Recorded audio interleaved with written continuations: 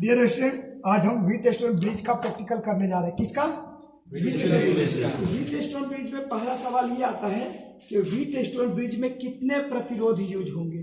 ये प्रतिरोध है, ये क्या है? प्रतिरोध। यहाँ देख लीजिए, यही धारा के प्रवाह को रोकता है, यही धारा के प्रवाह को रोकता है, यही प्रतिरोध है। इसमें एक सवाल भी आता है, इसका जो मात्रक होता है वो होता है ओम। प्रतिरोध का मात्रक ओम। तो हम लोग वीटस्टोन ब्रिज में पूछा जाता है कि कितने प्रतिरोध यूज होंगे, तो चार। कितने होंगे? चार। आपने कनेक्शन में भी देखा था। एक सर रफ शीट दे दीजिए, एक रफ शीट दे दीजिए, कलम दीजिएगा। नहीं सर, देखिए ठीक है। आप एक पॉइंट यहाँ पर है, ठीक है। एक प्रतिरोध ये हो गया, एक प्रतिरोध ये हो गया। इसके ये आपका रोटरी स्विच है, प्रतिरोधक रोटरी स्विच कहते हैं, प्रतिरोधक रोटरी स्विच या रजिस्टर रोटरी स्विच कहते हैं। ये प्रतिरोध है 1 2 3 4। अब देखिए, एक बना दिया, दो बना दिया, और यहाँ से आपका 3 बना दिया, यहाँ से आपका 4 बना दिया। अब ये चारों से कनेक्शन, इन दोनों पॉइंट्सों के बीच में ये गैल्वेनोमीटर का क्या किया गया है? कनेक्शन किया गया है। इसको कहां से जोड़ा गया है? External battery. और बैटरी को हम लोग कहते हैं डीसी स्रोत। कौन सा स्रोत? डीसी स्रोत। बैटरी से हम पॉइंट्स को ला करके, एक बड़े पॉइंट एक छोटे पॉइंट्स, इसको हम लोग क्या कहते हैं? बैटरी। लेकिन यही इसको हम बैटरी भी वैसे दिया हुआ है, और इसमें 2 ही पॉइंट दिया है, प्लस एगो माइनस। लेकिन जनरली रूप से हम इसको बैटरी नहीं कहेंगे, क्योंकि यदि इस तरह का है तो मान लीजिए कि यह एक सेल है। क्या है? सेल। और जब 2 से ज्यादा, 3 cell, 1 cell, 2 cell, 3 cell, 4 cell, सेलों के समूह को क्या कहते हैं? तो बैटरी कहते हैं। ठीक है, नो प्रॉब्लम। यह हमारा एक्सटर्नल बैटरी लग रहा है, तो बैटरी को हम लोग कहते हैं डीसी सप्लाई। क्या बोलते हैं? और जो घरों में आप लोग लेते हो वह होती है एसी सप्लाई। यहाँ पर आपने ले लिया। अब इसका मतलब क्या है? चारों स्विच का मतलब क्या है बाबू? इसके अंदर ना ऐसा प्रतिरोध, इसके अंदर, इसको जब ओपन करेंगे, इसके अंदर प्रतिरोध लगा हुआ है, इसके अंदर लगा। सर ये चारों का मतलब क्या है? यहाँ पर आप थोड़ा सा जूम कीजिए। यहाँ पर देखिए, यहाँ पर मल्टीप्लाई 1 लिखा है, दिख रहा है? मल्टीप्लाई 1 यानी अब इसका, ये इसको बोलते हैं नोच। यहाँ देख लीजिए, थोड़ा सा बैक कीजिए, इसको बोलते हैं नोच। यानी ये 0 से गुणा हो रहा है 1 का। 0 एकम 0। यहाँ पर मान इसका 0 है।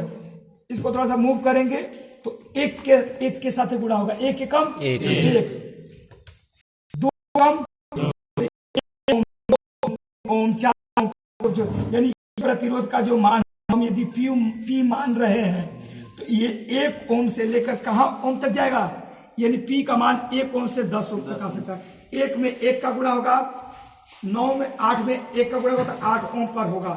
ऐसे घुमाएंगे तो यानी इसका पी का मान आपने कितना रख लिया है? 8 ओम रख लिया है, 9 ओम रख लिया है। अब इस स्विच का मतलब क्या सर? ये दो दिखने में एक जैसा है ब्रदर, इसको बोलते हैं नोच। यदि ये 0 से गुणा हो रहा है 10 का, यहाँ से 1 से मल्टीप्लाई हो रहा था, यहाँ 10 से होगा था, 10 से कम 10, 20, 30, 40, ऐसे करके 10 नहीं है 100। इसका रेंज 1 ओम से 10 था, इसका रेंज 10 से लेकर के 100 है।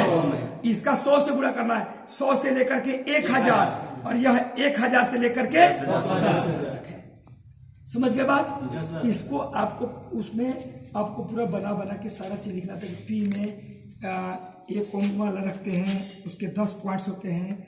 ये सेकेंड वाला जो है पी क्यू का हम लोग गुणे 10 से मल्टीप्लाई करते हैं, उसमें 10 पॉइंट होते हैं। उस रोटरी स्विच में 1 पर बनाएंगे, उसको बना करके पूरा एक क्वेश्चन में 3 पेज भर जाते हैं। ठीक है, इसको अब इससे हम करते क्या है वीटस्टोन ब्रिज से?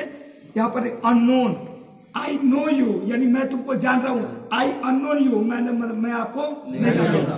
तो इसमें 4 में से किसी 3 का मान दिया रहेगा, और जो एक नहीं दिया है वही तो जानकारी लेना है, वही तो जानकारी लेना। तो वीटस्टोन ब्रिज का प्रयोग हम लोग अज्ञात प्रतिरोध का मान ज्ञात करने के लिए करते हैं। वीटस्टोन ब्रिज का प्रयोग क्यों करते हैं? अज्ञात प्रतिरोध का मान ज्ञात करने के लिए। और इसमें लगे हैं गैल्वेनोमीटर। तो गैल्वेनोमीटर का काम होता है 3 काम, एगो याद कर लेना, BUS, बस। गैल्वेनोमीटर का काम क्या है? आखिर बस क्या है? कोडिंग तरीका है। बी से मतलब बैलेंस करना, क्या करना, बैलेंस। देख ले बीचों बीच में है, इधर इधर बैलेंस करेगा। यू से उपस्थिति, किसकी उपस्थिति दिखाएगा, करंट की उपस्थिति। करंट आएगा जाएगा तो ये हल्का सा काटा, करंट की उपस्थिति।